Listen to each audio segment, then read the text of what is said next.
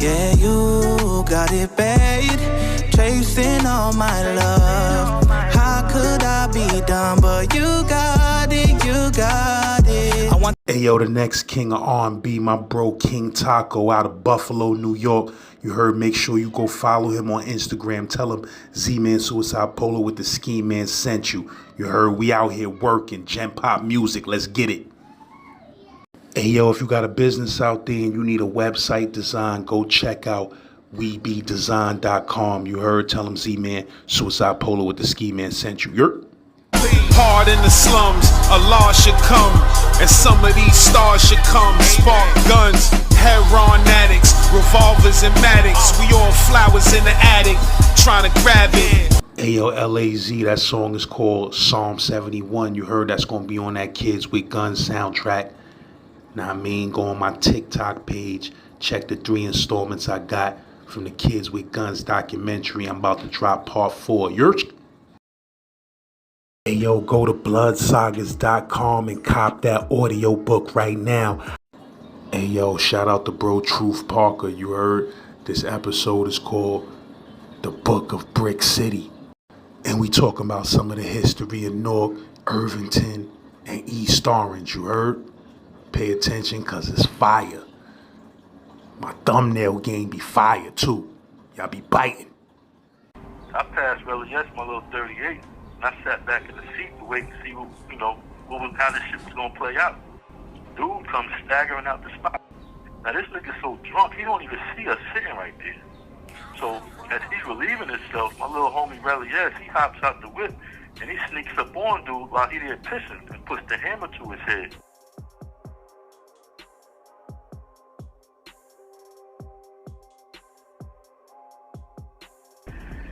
Alright, so check this out, man. I know I be on this channel, talking a lot, telling a whole lot of stories about Richmond, VA, And just so you know, that's because I spent a lot of time out there. You understand what I'm saying?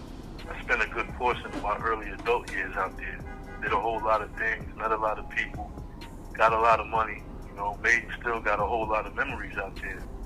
I really consider VA to be like my second home for real, but let me be absolutely clear on something. So, for any and everybody out there that might have been wondering or was in question or whatever, I was born and raised and grew up in New Jersey, the Brick City, Newark, and all through and around East Orange and Irvington. That's my stomping grounds for real. That's where I came up. So, I'm going to just go ahead, man, and take a few minutes to take y'all through the place that I call home way before I ever even came out to VA, I know all my Jersey fam on the channel, they're going to relate and probably know and remember all the spots that I make mention of too. Now, for starters, let me just say as a kid, at first, it was just me and my mom's. I ain't going to front, we was broke. My pops, he left us when I was a baby. He wouldn't return into my life till later on when I was a little older, but I ain't going to get into all of that right now though. That'll be in my book. So anyhow, being broke, we did a whole lot of moving around from place to place, all over the bricks. I don't even remember half of all the streets everywhere that we lived on. That's how many times we moved, but there's definitely a few joints that stand out in my memory. I specifically remember living in these tall projects called the Colonnades. I think I was probably like 4 or 5 at that time. My mom, she ain't really want me going outside too much out there because it was crazy. So I used to play a lot in the hallways. And do a lot of running up and down the stairs and on the elevators and shit like that whenever they happened to work. But, they was broke most times. And then I remember this other high-rise building that we lived in. It was either on or near Prospect Ave in East Orange. I don't remember what it was called, though. I just know that we lived on the 6th floor. We also lived off of 18th Ave, too, in Newark at one point in this little small house on Sunset, And then I even remember living in this little small house in Maplewood for a short time. I used to go to this elementary school called Seth Boyden. And I remember that well because I used to walk up and down Boyden Avenue to and from school by myself every day because we ain't had no car, and I ain't really know nobody in the neighborhood. We lived in this little corner house right across the street from this little corner store. And I would stop in that joint every morning before school, spend a few pennies, nickels, and dimes that I had saved to buy some candy so I could turn it around and I'd sell that shit to the kids in my class. I had to be like 7 or 8 years old at that time. I didn't really know it then, but that was like my very first hustle. When it was at that age that I really learned the significance of buying low and selling high, turning a profit, saving and flipping your money and shit like that. The way I figured it, that change was going to add up to dollars soon enough. But that's just a couple of spots I remember, man. My mom, she would actually wind up being murdered when I was 9 years old. And that's another story you can hear a little bit about on my podcast too, or, you just have to wait and read about that in my book as well. But that's when I went to live with my grandparents in East Orange. Now this was my father's parents, and they lived in this big yellow house on Beach Street, right between Shepherd Ave and South Burnett, right around the corner from Central Ave, where the Kentucky Fried Chicken is. It used to be a Roy Rogers across the street from there too that my grandmother used to go to a lot, but they wound up closing it down and changing that to a Boston Market later on down the line. Now, while my dad, he still wasn't around me much at this time, my grandparents, they wound up taking me in and raising me. And for the very first time in my life up until that point, I can remember being in a stable household. What I mean is, it wasn't really no more moving around for me after that. So my grandma, she wound up taking me out of that elementary school in Maplewood and putting me in this little private school called Clark, which was on Park Avenue in East Orange. That shit was like another little small yellow house too, right in the middle of the block. And that shit was so small that the 4th and the 5th and 6th graders was taught all in the same classroom by the same teacher. On the real, if I remember correctly, it was only 3 6th grade students there at the time. It was me and 2 other girls. And then it was only like 7 or 8 5th graders, and it might have been 5 or 6 4th graders, all in the same classroom. That's actually where I would meet my best friend Dave, aka Dangerous, and my little partner Cliffy. The 3 of us, we become real tight down the line. Now Cliffy, he was from East Orange too. He didn't live too far from the school. He stayed in Prospect Towers. And Dave, he was from Irvington. Now I'll get to more on that in a second. Now around my way on Beach Street, I had a whole nother set of delinquent little friends that I used to run with and get into all kinds of shit. My next door neighbors, they was brothers, Hashim and Hakeem. And then there was Fat Al Tariq, he lived down the street from us. And then there was Zelly, Ibn, Littles, and Taiwan, just to name a few. But they was all from Carnegie Ave, which was like the next block over. Actually, Taiwan, we would start calling him Maz, short for Massacre. Because, later on down the line, he'd get held responsible for a whole bunch of wild shit, including like some drug shit, a few bodies, and the growth of the double I bloodshed, which everybody should already know originated out of East Orange, New Jersey. It's actually a whole book written about him in his story called American Massacre that talks about his rise and fall in the streets and his time in prison. It's definitely a good read, so, anybody get a chance, make sure to check that out. Anyway, just a small piece of history here, and I'm going to keep it moving with the story. So, for those that don't know, or is unfamiliar, East Orange was always called Ill Town. You understand what I'm saying? And Tretch and Vinny from Naughty by Nature, they wound up bringing some gangsters from the West Coast out there in like 91, 92 from Inglewood, California. Long story short, that became the birth of the Double I Blood set. It was supposed to be Inglewood and Ill Town together. That shit kind of just grew from there.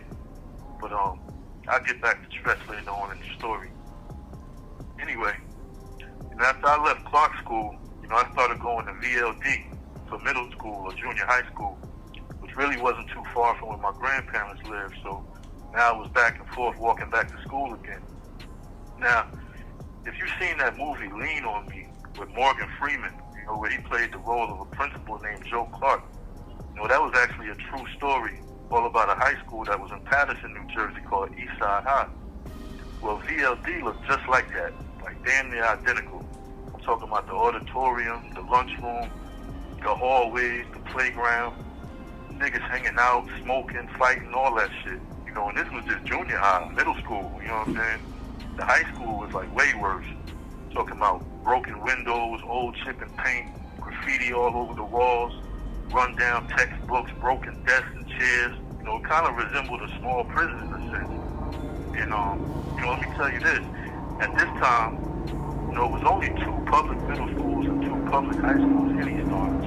You had VLD, you had Hart Middle, and then you had East Orange High, and you had Clifford Scott. And trust and believe, we would be beefing like cats and dogs.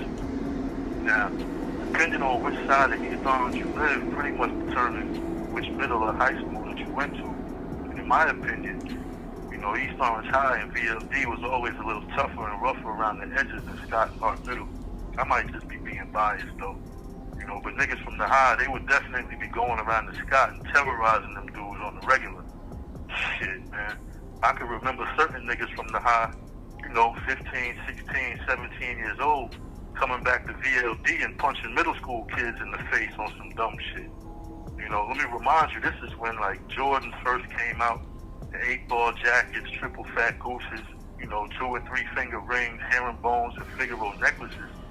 Niggas was getting beat up to kill for that type of shit around my way in those days. Shit, it ain't matter if you was a kid or not. So when I finally got to high school, by like my second month there, I had already been suspended like 3 times. About the 4th month, I was expelled fully from East Orange High. And at that point, I couldn't and wouldn't even think of trying to go to Clifford Scott, mainly due to all the beefing that I did with dudes from that side. So my grandmother, she wound up putting me in an all-boys high school called Essex Catholic, which also happened to be in East Orange. I guess she kind of figured that the Catholic school would give me the discipline that she thought I probably needed and wasn't able to give herself, But, unfortunately, that's not quite how it turned out, though. What's crazy is that school was full of dudes who also got expelled and kicked out of other schools all around Newark and other surrounding towns, too. So we basically all got kind of grouped up together there. So, besides having to wear dress slacks and suit coats as our daily attire, it was damn near just as rowdy and off the chain as East Orange High was. It was just much cleaner and much more up to date. But the thing for me, that really worked to my benefit was that I was able to meet and make friends and get to know dudes from all over the city now. All different parts of Newark, East Orange and Irvington. Besides the fact of not having girls there, I kind of grew to like the shit. But to that point though, girls would always come by from the sister all-girls school called St. Mary's. And when they used to be outside waiting on us when school was over, I guess they kind of felt just as deprived as we did, not having the opposite sex around them all day. And they would always make it a point to make themselves accessible to us after school. Anyhow, it was during these years that I'd really start venturing out on my own, making my own way around the city. Now, all through VLD, which, like I said, was junior high school, and during my first year of high school, me and my friends, we used to steal bikes a lot. We would break them joints down, trade all the parts and accessories, build them back up. And we ride all up and down Central Avenue from like where the hospital was and further down, all the way up, back up past the hill, past the Peppermint Lounge, past White Castles and on into Newark. We ride all up and down South Orange Ave or Stuyvesant. We might ride out to Main Street in Orange, or we might ride through Orange Park and then make our way back down to Elmwood Park. By that time I had made friends from school that lived and hung out on blocks like Munn, Halstead, and Amherst, and other blocks like that. I would ride like all the way up and down South and North Arlington for, no other reasons than just being outside in the mix. Sometimes we might even ride all the way up Bloomfield Avenue. We hit the Bloomfield Center where they had this movie theater and this arcade and bike shop, and we would beat up and jump little white boys and take their bikes and ride them back home. They always had like the real expensive shit with the mag wheels and the rotors on the handlebars, the crazy trick pegs on the frames. All the shit that we ain't really have in the hood. That's mostly how we got all that kind of stuff. A few dudes that I knew at that time, though, they had started getting into stealing cars, and that became their thing. So, of course, I've had more than my fair share of joyrides in them joints, too. But stealing cars, that really wasn't nothing that I had really gotten into for real. Other than watching dudes locking it up, in the middle of the street, or hearing about dudes taking certain whips to chop shops for all types of bread, or playing chase with the cops, I wasn't really interested, But Jersey, man, it's always been stolen car central, like real life Grand Theft Auto for real. So, it was unavoidable to a degree. You know, guaranteed 3 out of 5 dudes was doing that shit at that time. It just wasn't never my thing. You know, I used to know this kid though named Chris from Orange. He went to Essex with me. This nigga used to steal a car and drive himself to school like almost every day. And then he might park it, and it would either usually get re-stolen through the course of the day, or the cops would find it and tow it away. So by the time school let out, this nigga would just steal another car to ride home in. You know, he kept a snatch bar with him at all times. He said it was like his American Express because he never left home without it. You know, that nigga was something else. Mind you, he was only 15 at the time. You know, and he was already a professional car thief and master at his craft. Depending on what kind of car it was, he could be up and inside that locked vehicle and gone within 2 to 3 minutes tops, no bullshit. I mean, he really took pride in his work too, He couldn't tell Chris shit. Anyhow, we also had these crazy-ass notorious projects in East Orange called Kazori houses, and another one that was right across the street from it that I ain't even gonna front. I don't even know the real name of them shits. I never did. Everybody always just called it Lil City though. I actually grew up thinking that was the real name. I mean, to this day, that's still what everybody I know calls it, Lil City. It was definitely one of those spots that, if you're not from there, you don't come there. You understand what I'm saying? My man Mass, that I had mentioned earlier, his pops lived out there. So, in other words, he basically had family out there. And I happen to know a few guys from school that lived out there too, so I'd ride my bike through there ever so often. But that shit was like a little city within a city though. No bullshit, like zombie land. Truth is, man, I ain't never real feel too comfortable and safe out there, even when I was with my boys. But I ain't never let them know it. I just ain't try to stay out there for too long. Like I said, that wasn't really no chill spot for kids to be hanging out at least not at that time. But switching gears real quick. Now, my other grandmother, which was on my mother's side, along with one of my aunts and my little sister, they lived in Montclair on Chestnut Street, right across from Montclair High School. And me and my little sister, we got split up by the courts after my mom got killed. You know what I'm saying? We got different fathers, so she went there, and I was sent with my dad's family. And I had a few cousins from that side of my family that stayed out there too. Now, you're probably not familiar, so let me explain real quick. Montclair is like the real suburbs. Like really, really nice, quiet streets. Ain't no alleys, ain't no people hanging out outside on the corners, nothing like that. It's really upscale and safe for the most part. Nice manicured lawns and big backyards, tree-lined streets, great schools, nice cars. A lot of doctors, lawyers, and professionals live out there. A lot of white folks too. Ain't no liquor stores or bodegas on every corner either. You understand what I'm saying? It's definitely not the hood. Far from it. At least that's how it was back then. So I used to go and spend weekends sometimes out there, with my other family. And I'd have a lot of fun for real. It was like a totally different vibe and scenery and atmosphere than, the neighborhoods and slums that I was used to in East Orange and Newark. But back in the hood though, now I had already mentioned my friend Dave from Irvington and my man Cliffy from Prospect Towers in East Orange, who I had both met in Clark. It was probably around this time, that all three of us started spinning records, playing with turntables and shit, spending a lot of time at each other's houses. Now Dave, he lived on Adams Street, right off of Orange Ave. And he had this small basketball court in his backyard that all the dudes from his block would come and hang out back there. Not to mention his basement too was like a little hanging spot for us as well, but it's right there, where I would meet all the dudes who would eventually become my lifelong brothers and form our posse, OAP. Now, there's way too many dudes to name right now, but if you was anywhere around Irvington or Newark at that time and you heard an Orange Ave platoon, just know that was us.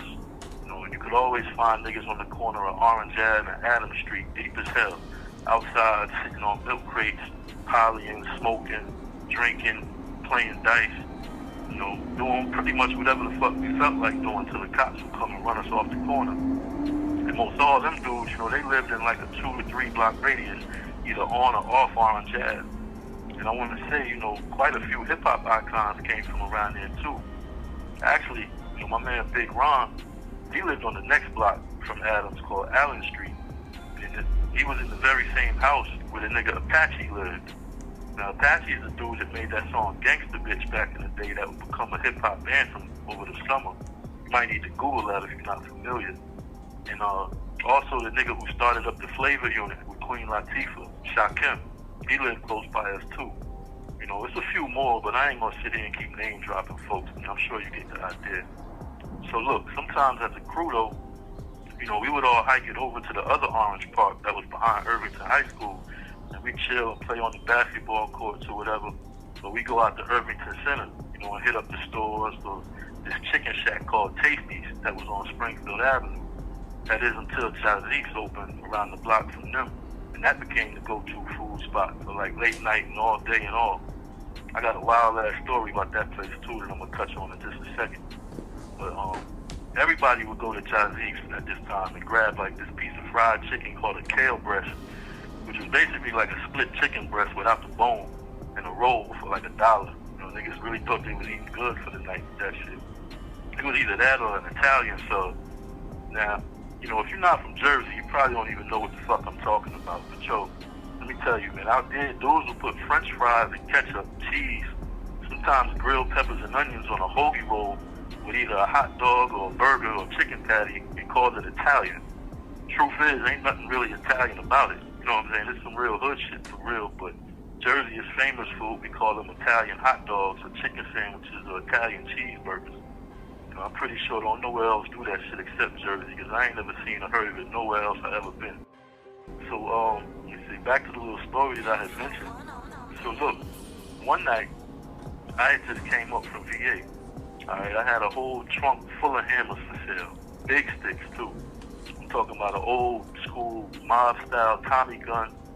I had 2 AK-47s, an AR-15. I think I might have had a Mossberg pump shotgun, too, and a few other pistols. All together about 8 or 9 joints in the trunk.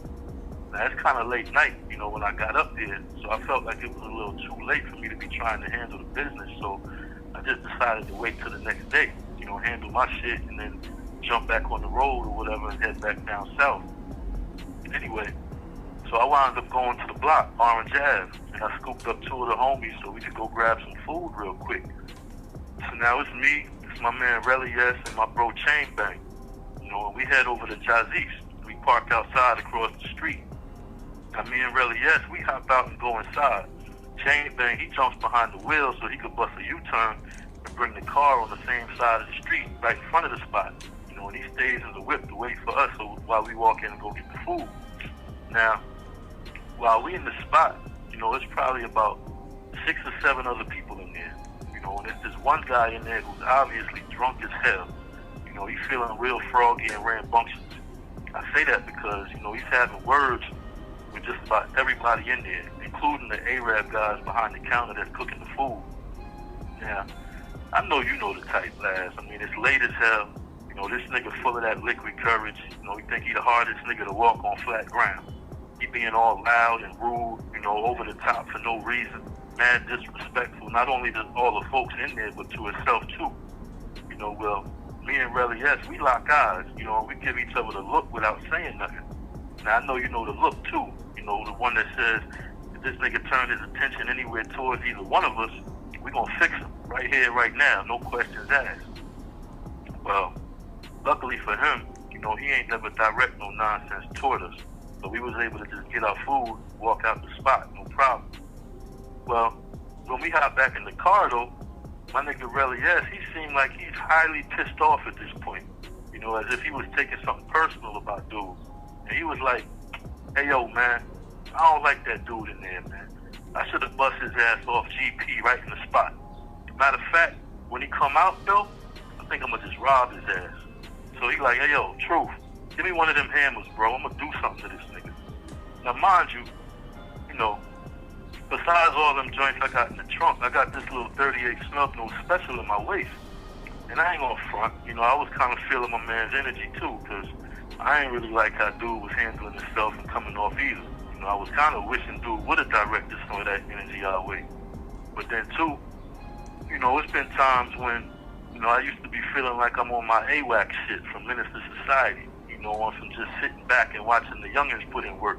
And that's kind of how I started feeling that night. So I passed Reliance, my little 38, and I sat back in the seat to wait to see how this shit was gonna play out. And Chain Bang, he in the front seat, and we getting a good laugh at the whole situation, not really thinking nothing about to jump off. But in that very same moment, dude comes staggering out the spot, and he walks a few yards away, only to lean himself up against the wall so he can take a piss. Now this nigga's so drunk, he don't even see us sitting right there.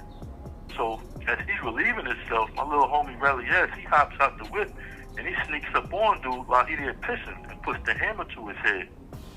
Now, look, I know I'm probably talking, slow. I'm trying to get in all the details and all that, but it's all actually happening real fast. So here he is with the joint at this nigga temple while dude's standing there with his dick in his hand. Now, really, he kind of short. Dude is taller, much bigger. So it was like an all-in-one motion where dude turns around wildly, and starts tussling.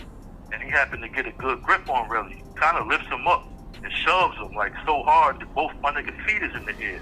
He damn near flying backwards, but he starts shooting the joint off before he could even land on the ground. So in that same motion, the big dude, he spins around and takes off running. So really, yes, he wound up landing on one knee, and he kind of crouched down so he could take aim, and he busts off like 2 or 3 more shots at homeboy while he was running away. Just his luck, he managed to make it right back up into the chicken spot. Now, I'm talking about, look, homeboy was running so fast, he ran straight up out his boots, man. Now, instantly, in my mind, I'm thinking and I'm visualizing really chasing him down and back up into the spot to finish him off in front of everybody that's still in there. So now I'm at the back door window and I'm telling my man, yo, come on, man, get back in the car, we out of here. The fact that I still had a trunk full of bangers in the midst of all this shit wasn't even a thought till we made it back to Orange Ave. That's when I kind of recognized that, damn, we was really bugging, big time, to allow something like that to happen, especially riding so dirty. You know what I mean? That shit could have went bad and left field real quick. You understand what I'm saying? But, the fact that dude literally ran clean out his shoes and they was probably still sitting outside on the curb outside Jazzy's had us cracking the fuck up. I don't blame him though. He lucky he got away that night with his life. Real talk. But look, that's just some of the crazy and wild ass shit we used to do, man, in the heat of the moment, without even thinking about it for real. That shit could have easily turned into another late night homicide in Irvington, man. And then, had we got caught, shit, I probably would have been charged as an accessory to that. My man Chain Bang, he probably would have been considered the getaway driver, not to mention us being in possession of all the other hammers that was in the trunk. Thank God it ain't turned out that way though. Anyway, man, as far as Orange Ave niggas go, we always traveled in packs, man, for the most part. Usually, no less than like 4 or 5, sometimes as many as 12 to 15 or more. Everywhere we went, on some old school warriors come out to play type shit. It's very, very, very rare that you'd ever see or catch one of us out and about solo. And I'm talking about even just to the corner stores and weed spots, all around. Now, mind you, this is like the time when these is all open air drug markets, so niggas might be outside hustling, slinging nickel and dime bags of coke or dope or whatever else they were selling. And we might roll up to a spot 5, 6, 7 deep sometimes, and niggas from that block would be cautious as hell, looking at us all crazy, eyeing us and shit like we coming to cause trouble and all that. And I'm talking spots like Brookdale or Ellis, my man Sonny or his brother Short, or my man Big Ron. Sometimes, they had to assure dudes that we was just coming looking for trees and shit, so it wouldn't be no problems rolling deep like that through other niggas' territories. And trust me when I tell you, man, niggas was real territorial at that time too. Dudes was definitely holding their blocks down. And you really ain't want to fuck around and get caught slipping out nowhere if you wasn't from there. It was almost kind of like if you had beef with a dude or whatever, you was probably beefing with his whole block too. I can remember certain blocks that was holding it down like that. It was like Chancellor Ave, Grove Street, Myrtle Ave, Lyons Ave, 18th Ave, South Orange Ave, Avon Street, Prince Street, Isabella, all the number blocks in Newark. Hawthorne Ave, who, by the way, they had some real pillow-sized bags of weed back then too. That's where we would get the lamb spread and the 189 from. That shit used to put me on my ass too, no bullshit. And then Oh yeah, I can't forget Little Bricks. You know, they was definitely holding it down. But that's just a few, you know, of the hot and heavy blocks though back then. It was definitely a whole lot more. Now, while I'm on the topic of weed spots, let me shout out my brother and my brethren at the little Jamaican record shop that was on Nye Ave in Irvington Center called Jam Dan. You know, he always had that hard, dark chalk weed, that hard, dark chocolate yard weed, you know, that'll put your ass to sleep with just a few hits.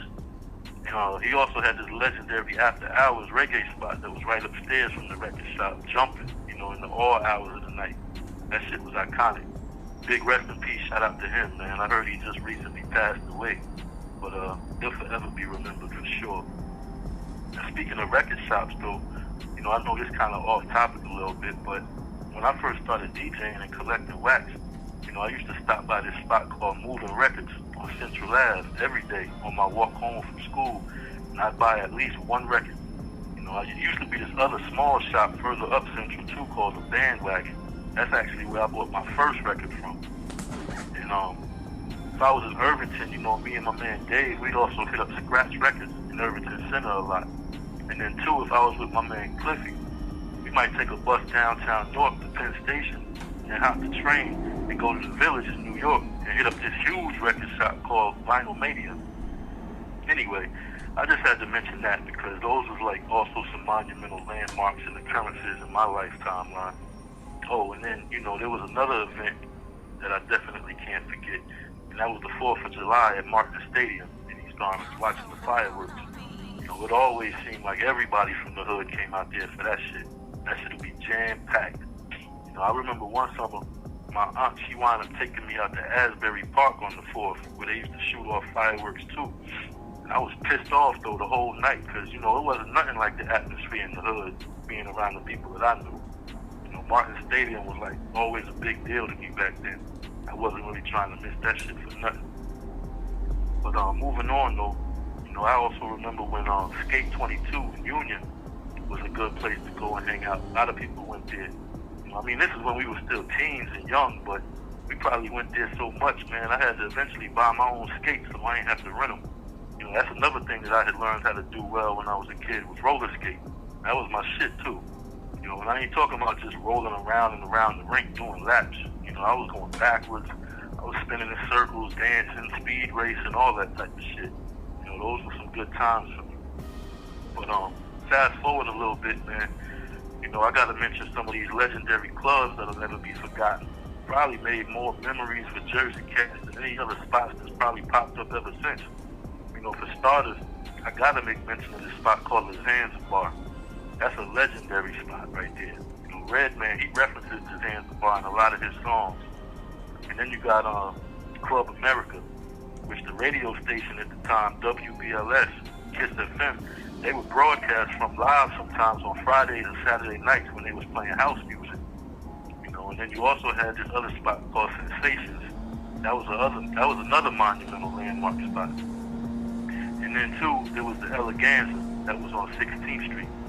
You know, and then back in East Orange, you had Club 88. You know, and that joint would jump off crazy too.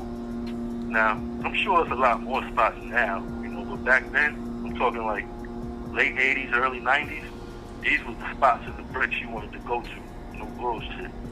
Now look, besides the clubs, you know, Jersey is famous, man, for them go-go bars. Them shits be everywhere, you know, and they be jumping off too. A lot of them would wind up turning into like little neighborhood bars though. And a lot of dudes, they would just go to them and duck off, chill out, have a drink, or play the back and plot on scheme of some unsuspecting niggas who come in looking like they might got some bread on them, try to catch their ass slipping. You know, them hole-in-the-wall spots was real famous for that type of shit. So again, you know, whenever I went to spots like that, I'd be no less than 6 or 7 deep, most times more. You know, and them joints was all over the city too. We definitely used to always go to this spot called the Pink Pub on Springfield Ave a lot. And then we would go to the Fox Trap, and then this spot called Marlowe's. And then there was another spot that we called the Dollar Bar that my niggas love to go to that joint, you know. You have 1 minute remaining. There was also this spot in North Newark that my cousin worked at called Layers. That spot was pretty live too. You And I'm sure it was way more than that too. I just can't remember all the names, but rest assured, we'd absolutely turn up and turn out each and every time, man, making a grand entrance and a grand exit, if you know what I mean. We definitely made some movies in this spot for sure. So another thing, Jersey got a lot of just diners. I think every town had at least one, maybe two. And for those that don't know, these was like sit-down restaurants that had a huge variety of choices on the menus. To really think about it now, it was kind of like fine dining in the hood, for real. They would always be open for like lunch, breakfast, dinner. And they had everything, from bacon and eggs, grits and pancakes, to turkey clubs and roast beef sandwiches, to burgers, steaks, barbecue, fried chicken, and homemade desserts and shit like pies and cakes. Well, my grandmother, she used to love to go to all the diners. She always made it a point to take me with her when I was a kid. I know in Irvington, we used to hit up this spot called the Quest Diner that was on Springfield Ave a lot. And we went there quite a few times, actually. Right down the street from there was another diner called the Maplewood Diner. I know there was like one or two of them in Newark, but again, though, I can't remember the names of them shits. But matter of fact, I think the one I remember the most vividly, though, was the East Orange Diner on Main Street. I think we probably went there the most. And it's crazy, how some things that we see as kids, stand out in our minds and make such a lasting impression long term. I say that because I remember going to that diner once and viewing out the window, right across the street at this car lot.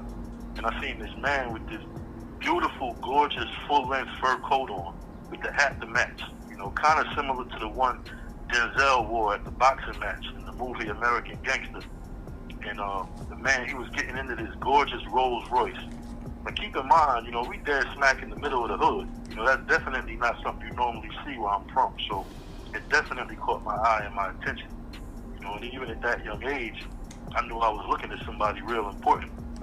And I would find out later on that the man I seen that day was none other than Wayne Akbar Prey, who many considered to be like the black godfather of Jersey at that time, Newark specifically. He owned that car lot, along with a whole bunch of other shit and things in and around the hood too. He also got like a Frank Matthews, Frank Lucas, Nicky Barnes, Big Meats type of aura and Kingpin story to be told, just without all the snitching part attached to it. He was definitely the real deal. He's actually still locked up to this day in the feds for all kind of non-violent drug cases and shit. He's been down for over like 30-something years. Hopefully he's able to get some relief and get released soon. He gotta be either in his 70s or early 80s by now. Maybe somewhere down the line or in the near future, I'll try to seek out permission from the fan, maybe dive into and tell his story in detail to y'all. That'll definitely be a good one to hear. Anyway, this definitely wouldn't be a proper tribute, man, to Dirty Jersey without me mentioning downtown Newark. That was like our Fulton Ave in Brooklyn, or our Jamaica Ave in Queens, or Fordham Road in the Bronx. Every town around the hoods, man, I mentioned they all had their own main shopping strip, where all the stores were, but, like I mentioned, we had Irvington Center, or you might have had Central Avenue and East Orange, Main Street and Orange, but, downtown Newark, man, that was like the mecca of all that shit. That's where Dr. J's was, Modell's, Fast Break, Band Burgers, Macy's, the Army and Navy spot, all the stores to get your Gore-Tex boots from, and your leathers, kicks, fitted hats, and all the latest gear and electronics for the house and all the car stereo shit. Everything you wanted, man, was downtown Newark between Broad and Market Streets. You even had all the street vendors out there, too, that sold everything from, like, mixtape cassettes and CDs to the plain white tees and the Brick City t-shirts with the maps and the names of all the hot, most popular blocks on them. I probably still got some of them shits to this day stashed away somewhere. I gotta shout out to Check Me Out, man. He would always be out there, rain, sleet, snow, yelling at niggas from way across the street. Hey, yo, come check me out. Dude was a piece of work, man, funny as hell. Naughty by Nature, they even opened up a store down there on the side street called Halsey, which, that was iconic in itself at that time, because, they was the first hip-hop group to actually take that t-shirt and clothing merchandising business to the next level. you know, with the boxers and the bed sheets and the stocks and all that kind of shit. You know, this was way before Wu-Tang Clan and the Wu-Wear thing. Way before Jay and them did Rockaway or Russ did Fat Farm or even Diddy with Sean John. You know, whoever else you can think of and want to throw in that pot. Naughty did that shit first. You know, and that shit was iconic for Jersey. That's big facts. You know, it's always been much respect and big love for Tretch and Uncle Vinny. KG too, you know. It was probably one of the most influential reasons why Brick City niggas was always big on them army fatigue pants and them Carhartt sweatshirts and coats and fisherman vests and the 40 belows and chucker boots and bubble jackets. You know, that shit was like every block nigga's wardrobe at the time. You know, that is until it switched up a little bit years later to the Vasquez Gore-Tex and the super long white Galaxy t-shirts. And look, just no lie. You know, when I first started traveling, man, like VA and other places like that, you know, I would notice them Gore-Tex boots on dudes' feet here and there. And I would instantly know, 9 times out of 10, you know, that they was from Jersey. If not Jersey, then New York. You know, I say that because ain't nobody else wearing them boots the way we did. You know, aside from the Timberland Beef and Brocks and the Constructs and the Chuckers, them Vasquez Gores was like a Jersey signature, man. That's no lie. I think I can remember every nigga from every hood had at least 2 pairs of them joints at some point or another. I ain't gonna front. I mean, I'm gonna still try and find some of them shits when I get home too. Now look, I know it's probably a few more things, you know, that I could have made mention of that'll spark mad memories for me and everybody else, but, you know, and I know it's probably a few things that I might have missed or left out too, but it's all good. You know, this is just a small tribute to the city I'm from. You know, New Jerusalem, man, the place that birthed me and raised me, taught me, showed me the ropes and all that.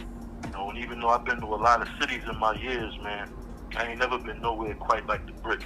That's a fact. Matter of fact, you know, we'll forever be known as the carjack state. You understand what I'm saying? Stolen car capital of the world. Not the country, the world. That's a Google fact.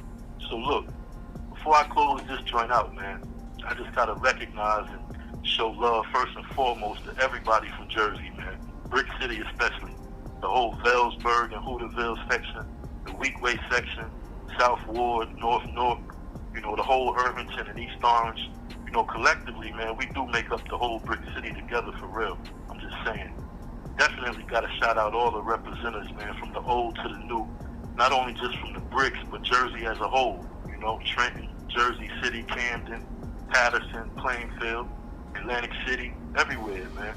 You know, shout out to my whole orange-ass platoon and my Black Mob family, too. Love y'all niggas, man. And now I'm a Jamaican massive out there. Big up. Enough respect, you know, for real. To the little bro, Shakur Stevenson, I see you giving out that pain in the ring, man. Keep up the good work, champ. Niggas is definitely watching, and the city is definitely in your corner. Sue Surf, hold your head, man. You know, I see you done made your way in here while I'm on my way out, but, you know, I'm gonna get at you as soon as I touch down. Al Bial, you already know, niggas is loving what you doing, so keep applying that pressure. Much respect, too, you know, to Queen Latifah, man. You already know, if it wasn't for her, it wouldn't have even been no Naughty by Nature, no Apache, no Flavor Unit, and all of everything else that sprouted from under that umbrella. You know, can't forget Redman and the whole PPP, Diesel Don, the Governor, Lords of the Underground, Pace One and Young Z and the rest of the outsiders. You know, the Outlaws, Young Noble, Idi Amin, Mutai, rest in peace, the Fatal and Gaddafi. You know, big shouts to Lauryn Hill, Wyclef, John Forte and the whole refugee camp. Fetty Wap, hold your head. You know, SZA, Coi Leray, y'all definitely got the torch burning right now. Keep doing what y'all doing. Can't forget the Double X Posse, Joe Buttons, Ransom, Faith Evans, Jaheim, Poor Righteous Teachers, Heather B, Channel Live, Lady Luck, Notori, Shaq. I mean, come on, man. The list is long, you know. Michael B. Jordan, Derek Luke, Keisha Knight Pulliam, Bill Bellamy, Savion Glover, the Tap Dance Kid. You know, for real, man. A lot of people don't even know, but Ice-T, he originally from the bricks too. You know, so big shout out to him. Can't forget my nigga Arsenal, Shotgun Suge, Old Red, Sam Scarfo. Can't forget about the Artifacts, Tame One and Elder Sensei, Chino XL. And let's not forget, y'all, you know, hip-hop, man, was definitely started and created in the Bronx. Everybody know that. But there was some Jersey niggas that took that shit mainstream and out to the masses. That's a big fact. So shout out to the Sugar Hill Gang for that. You know, and most certainly can't forget A humongous rest in peace shout out to the iconic queen. There'll never be another voice like hers, man. The uncomparable Whitney Houston. Another rest in peace shout out go to my brothers Villa, Leaf Nitty Green, Big Glad, Dangerous David Seed Lane. Love y'all niggas, man. Y'all forever be missed and thought of. And lastly, man, a big shout out to you, you know, for even giving me this platform again to talk my shit on and reminisce for a minute. You already know, man, New York and Jersey niggas is like first cousins and shit, man. We like one and the same, for real. You understand what I'm saying? So, shout out to everybody in New York, man, and everywhere else that fucks with me and that I fucks with and that fucks with me too. Don't forget about my podcast, Truth Beyond These Walls. Definitely come holler at me on the gram and on my other social networks at Truth Beyond These Walls too. My own personal website is being worked on and put together as we speak, but it's definitely up and running right now, so you can definitely come check me out on truthparker.com. That's where all my books and my merch and all my other updates and info pertaining to everything I got going on will be available. And before I forget, man, the Truth Parker Fund is still open too for anybody that want to make a donation to my initiative. That's Truth Parker Fund, all one word, on Cash App. I'm on track to make a huge comeback once I leave these gates in a few more months, so holla at your motherfucking boy. One.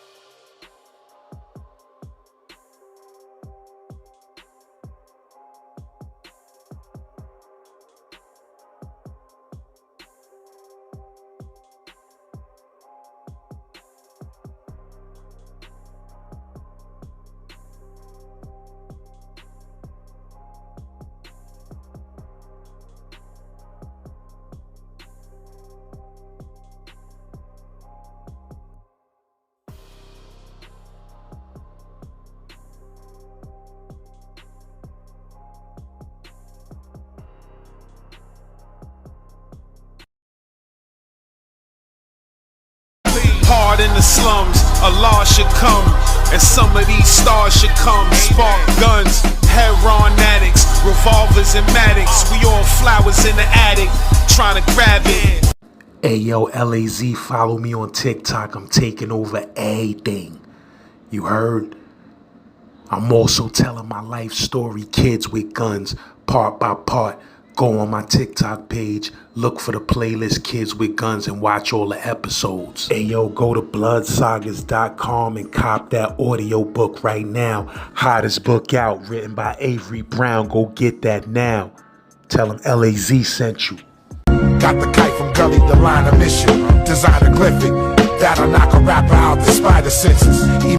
Hey yo, Gully TV presents Pillmatic 2, produced by P.A. Dre. You heard, featuring some of hip-hop's finest. Go check that. Tell him Z-Man Suicide Polo with the Ski Man sent you.